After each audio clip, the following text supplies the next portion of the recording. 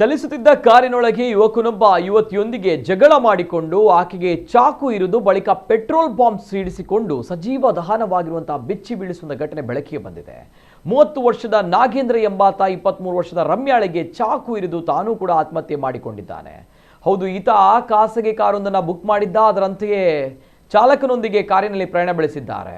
ಈ ವೇಳೆ ನಾಗೇಂದ್ರ ಮತ್ತು ರಮ್ಯಾ ಇಬ್ರು ವೈಯಕ್ತಿಕ ವಿಚಾರವಾಗಿ ಜಗಳವಾಡಿದ್ದಾರೆ. ಅಲ್ಲದೆ ನಾಗೇಂದ್ರ ಮೊದಲೇ ಪ್ಲಾನ್ ಮಾಡಿ ತಂದಿದ್ದ ಚಾಕುವಿನಿಂದ ಆಕೆಗೆ ಚುಚ್ಚಿದ್ದಾನೆ. ಇನ್ನು ಈತನ ಬಳಿ ಪೆಟ್ರೋಲ್ ಬಾಂಬ್ ಇರುವ ವಿಚಾರವನ್ನು ತಿಳಿದ ಯುವತಿ ಕಿರುಚಾಡುತ್ತಾ ಜೀವ ಉಳಿಸಿಕೊಳ್ಳಲು ಚಲಿಸ್ತಾ ಇದ್ದ ಕಾರಿನಿಂದ ಹೊರಗೆ ಹಾರಿದ್ದಾಳೆ. ಇತ್ತ ಗಾಬರಿಗೊಂಡ ಕಾರು ಚಾಲಕ ಕಾರನ್ನು ನಿಲ್ಲಿಸಿ ಕಾರಿನಿಂದ ಹೊರಕ್ಕೆ ಇಳಿದಿದ್ದಾನೆ. ಈ ವೇಳೆ ನಾಗೇಂದ್ರ ಕಾರಿನ ಎಲ್ಲ ಡೋರ್ಗಳನ್ನು ಲಾಕ್ ಮಾಡಿಕೊಂಡಿದ್ದಾನೆ. ಬಳಿಕ ಭಾರೀ ಪ್ರಮಾಣದ ಸ್ಫೋಟ ಸಂಭವಿಸಿದ್ದು ಕಾರು ದಗದಗನೆ ಹೊತ್ತಿ ಉಳಿದಿದೆ. ಗಾಯಾಳು ರಮ್ಯನನ್ನ ಆಸ್ಪತ್ರೆಗೆ ರವಾನಿಸಲಾಗಿದೆ. ಇನ್ನು ಈ ಬೆಚ್ಚಿ ಬೀಳಿಸುವ ಘಟನೆ ತುಮಕೂರಿನಲ್ಲಿ ನಡೆದಿದ್ದು ಇವರಿಬ್ಬರು ಪ್ರೇಮಿಗಳು ಎಂದು ಶಂಕಿಸಲಾಗಿದೆ. ಸ್ಥಳಕ್ಕೆ ಭೇಟಿ ನೀಡಿ ಪರಿಶೀಲನೆ ನಡೆಸಿದ ಪೊಲೀಸರು ಪ್ರಕರಣ ದಾಖಲಿಸಿಕೊಂಡು ತನಿಖೆ ಮುಂದುವರೆಸಿದ್ದಾರೆ.